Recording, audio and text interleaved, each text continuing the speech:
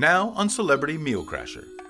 Seasoned chef and culinary instructor Bill Chase heard through the grapevine that a certain celebrity and future Pro Football Hall of Fame inductee has arrived in Orlando, Florida on business. Chef Bill has arranged to make an unexpected visit. Meal Crasher Chef Bill has no idea what he is about to encounter. Armed only with his signature culinary and his chef swagger, he has to convince these celebrities to trust a complete stranger to enter their home, give him full reign over their kitchen, and construct a meal fit for royalty. The catch is, he can only use the contents that are readily available. So buckle in, we're about to meal crash. The premise of what we're going to be doing today is we're going to walk in. I'm not going to know anything what's going on in this place. I have no idea what it looks like in there, what the house looks like, kitchen looks like, any of that stuff. I don't even know if they have food.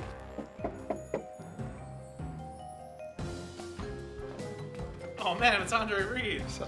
Can I help you, man? What you doing? I'm here to crash your meal. Really? Are you serious? Crash meals? That's not good. Well, we're watching football, man, so you don't look like you can crash a meal. Can you cook? Where'd you come from? So you just came out of nowhere. Yeah. All right. We'll see what you can do. Let's do this. Let's do it. So what are you doing in Orlando? I used to live here. Yeah? I got a lot of friends and family that came here to visit, promote my barbecue sauce. Interesting. So It's gluten-free. Fish. It's gluten-free and it's kosher.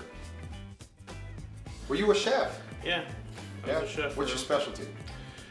Seafood, actually. Really? You put on salmon. My sauce goes great on salmon. Yeah. You got salmon in here today? I don't know. We might have salmon. I think we got some fish. Yeah, it goes on it. Good on any fish. Yeah. Take a look. Yeah, take a look, man. Oh, soy milk. We got some fish. Oh, what's this? Yeah, that's good on fish, man. Any kind of fish you want to cook it on. A little bit of tuna. Yep. Fresh tuna. You can do something with that. So what else you got in here? Let me think. What can go with tuna and... It won't take that long, I know that. Yeah, tuna doesn't take very long. Yeah. You got any bacon? There's some bacon in there. Let me go out and get my stuff. Okay. I'm gonna go get my knives, my coat. There's enough food in there for to have a successful meal crash. I think what we're gonna do is I'm gonna make a bacon wrapped tuna with some cheesy grits and maybe incorporate his barbecue sauce in there a little bit too. So it should be a pretty stellar dish. It should be pretty tasty. So let's get started. Let's do it, man. Let's get All right. started. First thing we're gonna do is we're actually gonna need a bowl. And what I'm gonna have you do first is do what's called a supreme or segment. Supreme or a segment. The reason why you want to do something like this is you want to pull off the outside pith. The white part, it's bitter in flavor. It doesn't taste very good. So, and the inside tastes a lot better. When I was little, you sweeter. ate the whole thing because that's all. Yeah. You trim around the outside. So you cut this, so basically it's like the rind. This is the rind. This is the stuff you don't want to eat. This is the stuff that when you were a little kid, you get the orange fingers just by doing this. Yeah. You get the nasty stuff that then your hands taste We like ate oranges that. all day. We ate that. You want to cut in between the white lines. Cut in between there, and you see you have a segment. So even after this is done, give it a quick squeeze to get the juice out of it. That'll keep this marinating and keep them from drying out as well. So since we need the trash bowl, that's why I got the second one out. All this just goes straight in the trash. Get to it. Right. There's whites on there, you're gonna be in trouble. Wow, this is a sharp knife. Yeah, don't cut yourself. You got those precious little lady hands. While you're doing that, I'm gonna start working on the tuna. So now, we're actually going to get the protein part of this dish going. You wanna get some thin sliced bacon when you do the tuna. What we're gonna do now is we got this nice sushi grade tuna that you had. Needs a little bit of fabrication still. So the next thing you want to do is you want to make a nice brick of tuna. I didn't show you this to begin with, but these steaks are a little big, and that's okay. You can always make more. What you want to do when you're cutting it is get something that's about a rectangle shape. And you only want to make one swipe of a cut. You don't want to go and saw it away like that. You don't want to saw it away because it'll look like somebody cut it with a chainsaw. And that's what I'm doing with this. Yeah. The next thing you're gonna do is we're gonna need a little bit of bacon. Everything's better with bacon. You want to line it up so it's meat side out, the top part to the bottom part, and leave a little bit of a seam there, because if you don't leave a seam, it's not gonna sear correctly, because that inside's gonna be kind of fatty and gelatinous, and you want a nice crispy bacon out. Say that word again? Gelatinous. You're killing me with the words, but it's okay. Gelatinous. Am I using too big of words for you? I live for bacon. I'm one of those people that I have the bacon air freshener in my car. It's always an accent to a meal. It's the only meat condiment we have out there. What we're gonna do next is we're gonna wrap, but we wanna make sure there's an end to it. So with the tuna, I'm gonna keep it so the whole bacon's exposed. Since we're gonna cook it pretty quickly, you don't wanna have too much excess. This is gonna be called what now? Bacon and bacon wrapped tuna. So then you have your log of bacon wrapped tuna. We're gonna sear this once everything else is ready. All right, next thing you wanna do is with garlic. I'm gonna take out a few cloves. I think 2 should be fine. Next thing you wanna do is you wanna use the broad side of the blade. Don't just cut it like this. You have that little paper all over the place. All right, and also, you wanna make sure this gets removed. I'm gonna give that a little cut, because that little root will not break down when you cook it. Just give it a little chop across. Doesn't have to be too perfect. It's just a chop. It's gonna get mixed in the grits anyway, so. I got skills. There you go. Finally, you didn't mess something up. It's about time. So with this, you wanna use the knife as a scoop. So, cut it into like what's known as a lardon cut. Just thin little strips. Nothing too crazy, because this is all gonna render down, which is just remove the fat, cook it down slowly, remove the fat from it. All that. Next thing, this guy. Let's have you do probably around 10-15 of them. You want to take off the bottom, cut it. See that core that's right there, that triangle? The little triangle's the core. The core's not, it's no bueno. So, kind of cut through it. You want to keep a little bit there so it holds together, because if you cut it like this, and you cut it off, and you go to blanch it, it's just going to fall apart. Right. This is not going to fall apart. It's going to hold together, but it's going to cook evenly. So when we blanch it, it's going to cook evenly. How many are we doing there, Chief? Let's go with about 10. With that, I'll get a little water on for our blanch. Like a bull in a china shop in there, man. You're going to cut yourself. You want to add a little salt to this water to help add the flavoring to that, and also cook out some of the stank to it. Put the water on the back burner.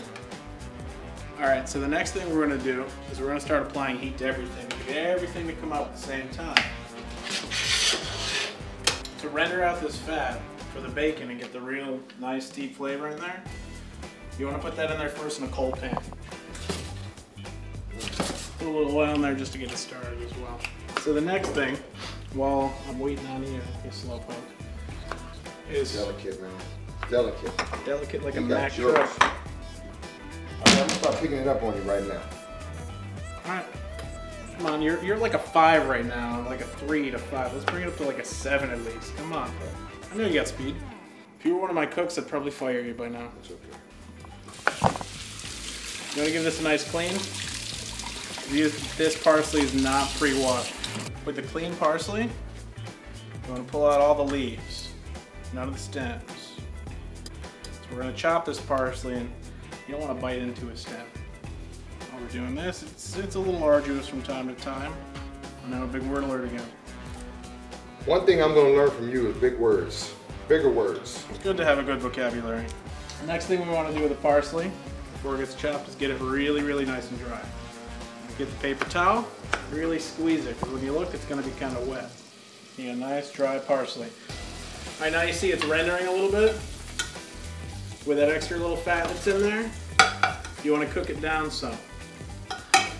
Because you want that to be nice crispy to add to the grits. So you want to make sure it renders down, all the fat comes out of it. All that fat we're going to add the garlic to, a little bit of the parsley to add that extra flavor in the grits, and then we're going to cover it. Ooh, grits. So you notice that I'm starting off with something that takes the longest to do. Yeah. The grits is going to take longer than the tuna. The tuna may take a minute or two. Yeah. The grits will take 10-15 minutes to cook, so we need to make sure that gets going first. So with this, you really need to build it in the fat especially. The longer you work it in the fat, the better off you can get with it. Alright, so that you want to chop. You want to get real tight in your hand first. Build this together. Get a nice big tight bunch out of it. It's going to get chopped, so if you bruise it, it's not the end of the world. Yeah. And then again with your fingers tucked under. And I'm just worried about my fingers. You tuck them under, put your thumb underneath your hand, right. You're good. And then you can do the same thing we did with the garlic, just give it a chop. Don't keep chopping until it's dust, but you don't want a whole leaf like that either. Right. Now that it's starting to get crispy, as you can see, you want to add the garlic to it. You don't want the garlic to turn brown, you just want to let it get translucent. Okay, so now we're building that level of flavor again. The salt from the bacon, actually I think that was low sodium bacon, we added a little salt to it. Just to bring out the flavor of the garlic a little bit more. Add a little bit of pepper too. You want to go from nice high up too, because you don't want a big giant chunk of salt or pepper. If you go nice and high, keeps it more evenly spread out. Now the pepper's in there, you don't want it to burn, so you want to just be real quick with it. With grits, you can either use milk or water. Since you didn't have any milk today, we're gonna go with water. And essentially, you don't want to lose this thing. Throw a little bit of water in there. And now with the grits, since grits are very much an old Southern dish. With the grits, you see that I pull it out of the package because what you're going to do is you want to keep it thick enough. You want to release it in little by little. So you see it's starting to get a little viscous. Another big word, I know. So a little bit of ice, a little bit of water, all smooth like. So how long do you do this for? Until it gets thick? Until it gets nice and thick and all the hominy is tender. And now we should be about ready. Taste one, they're not as bad. It's not gonna kill you.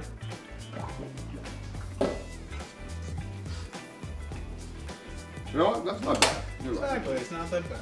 Alright, so now you can let it simmer a little bit. We're gonna do the tuna now. They're nice up and high, really, really high. You wanna put a little oil in there too so the bacon doesn't stick. Next thing we want to do, we want to prepare this the rest of the way too. So we need the salt and the salt. You always want to add a little bit of salt. With the tuna, now that we're going to start searing this, because that'll be done in about a minute or so. You want to add these, get that nice sizzle on there. You want to always go seam side down. The seam has to sear before anything else.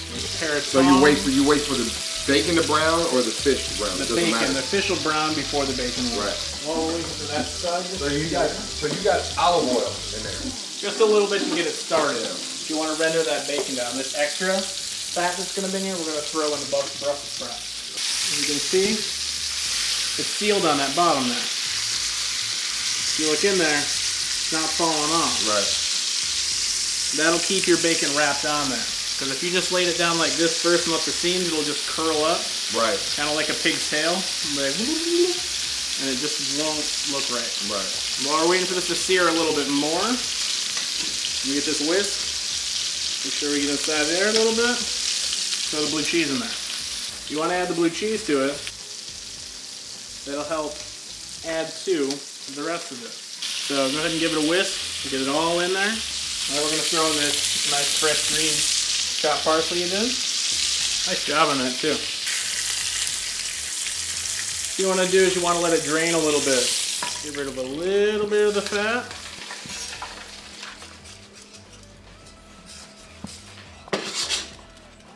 And the rest of this fat in here, you want to throw these back in. We get that nice browning that Maillard we talked about before. Yeah. You want to get that on there again. That's going to make your level of flavor of Brussels sprouts just a little bit better. Again, taste the grits a little bit. See if we need a little salt. Yeah. Give them another whisk real quick. Okay, so now start plating. Get to that point, you want to get your grits. It's nice and smooth, porridge-like, but not too thin, not too thick. It's not wallpaper paste.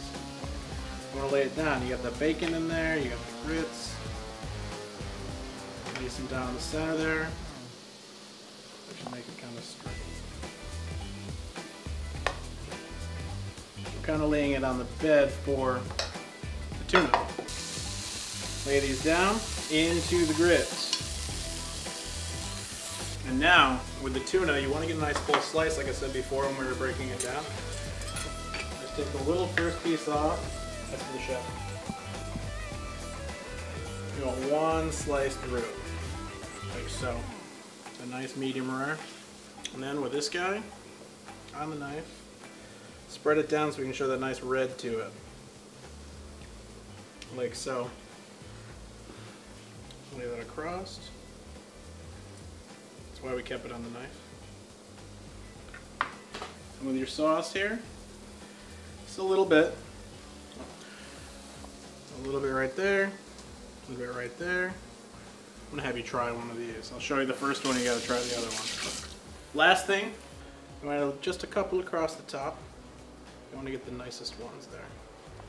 Still got a little greenery left, so right across the top, just give you a little more color. There you go. And you can accent your sauce with that too. Man, that looks good, man. For some makeshift, that looks pretty good. But check it out, see how it is, man. For a guy that came out of nowhere with 2 knives in his hands, showing up at the door, he actually did a pretty good job of making a meal with makeshift stuff in the refrigerator. So I give him an A+. He definitely can crash a meal anytime. So that was fun. It was great meeting Andre Reed. I wonder what the next one's gonna be.